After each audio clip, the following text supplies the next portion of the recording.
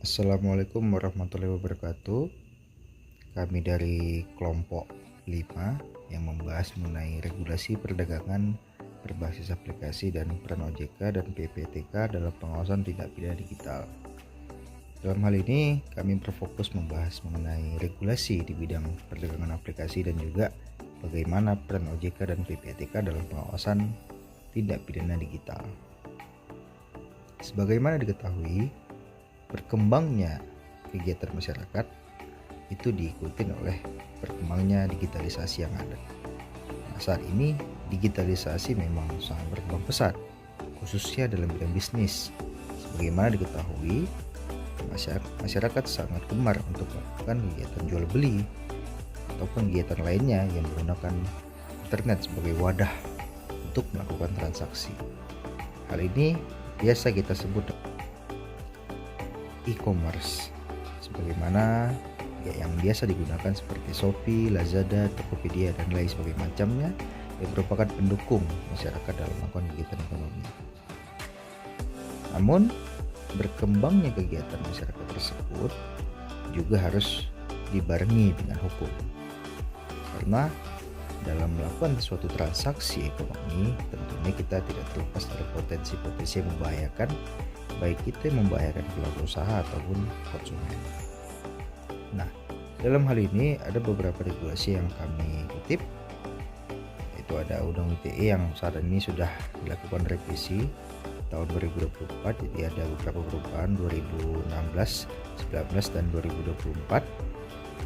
Dan juga ada lagi peraturan Menteri Perdagangan, peraturan pemerintah dan peraturan digital, dan aturan lainnya yang menjadi payung hukum kegiatan ekonomi di Indonesia. Nah, teori yang dipakai untuk memaparkan permasalahan atau menjawab permasalahan dalam hal ini adalah teori pembangunan ekonomi. Jadi, sebagaimana diketahui, hukum mendampingi kegiatan masyarakat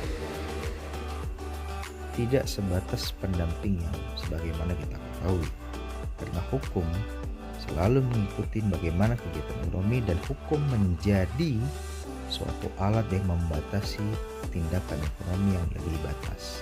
Karena hukum sebagai sarana menjaga ketertiban, hukum sebagai sarana pembangunan, hukum sebagai penegak keadilan, hukum sebagai sarana pendidikan, dan hukum sebagai sarana menyelesaikan sengketa. Maka hukum tidak sebatas suatu aturan yang hanya sebatas dibacakan, namun hukum aturan yang mendampingi masyarakat dalam kegiatan ekonomi. Lalu ada regulasi yang diatur oleh OJK sebagai salah satu lembaga yang melakukan pengawasan. Ini adalah salah satu regulasi yang kami kutip, yaitu regulasi POJK nomor 1203 tahun 2021.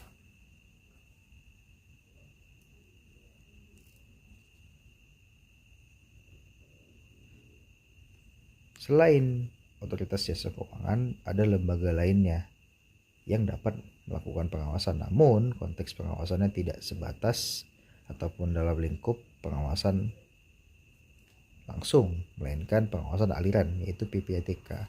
Lembaga inilah yang mengawasi bagaimana jalannya ataupun aliran-aliran dari kegiatan e-commerce yang dilakukan oleh masyarakat, apakah ada yang cenderung mengarah ke tindak pidana lainnya seperti terorisme, narkotika, ataupun kejahatan-kejahatan extraordinary crime lainnya. Nah, ada satu case yang layak kita kaji, itu pada tahun 2024 ada salah satu platform yang mewadahi wifi di masyarakat, yaitu Biznet, yang mana data nasabah itu dibocorkan di dark web dan dijual. Data-data tersebut meliputi email, NIK, NPWP, dan lain sebagainya macamnya, yang mana hal ini diduga dilakukan oleh oknum karyawan. Nah, jadi bentuk kejahatan dari Biznet ini adalah bentuk kejahatan digital karena menyalahgunakan kekuasaan dan menyebarluasi sistem elektronik dan data pribadi milik nasabah. Lalu, apa yang terjadi dari kasus bisnis tersebut? Di sini kita dapat melihat bahwasanya hukum gagal menjadi pendamping kegiatan ekonomi.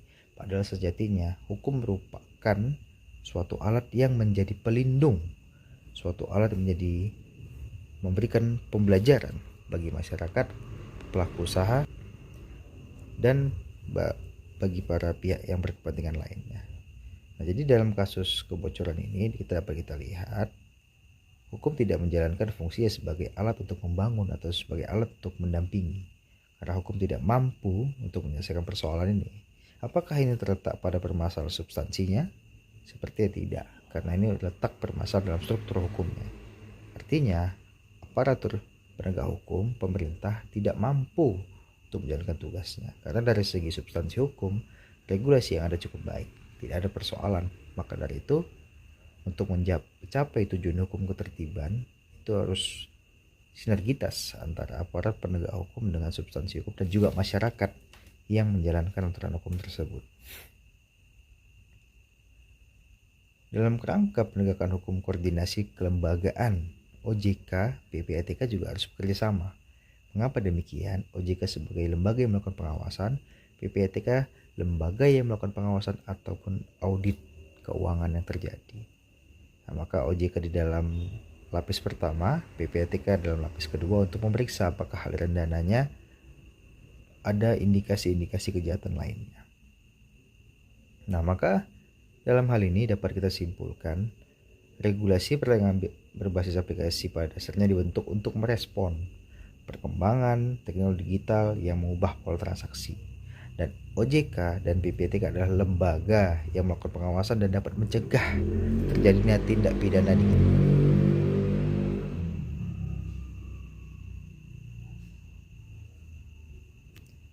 Maka dari itu, kedua lembaga ini adalah lembaga yang dapat menyelesaikan persoalan tindak pidana digital di Indonesia.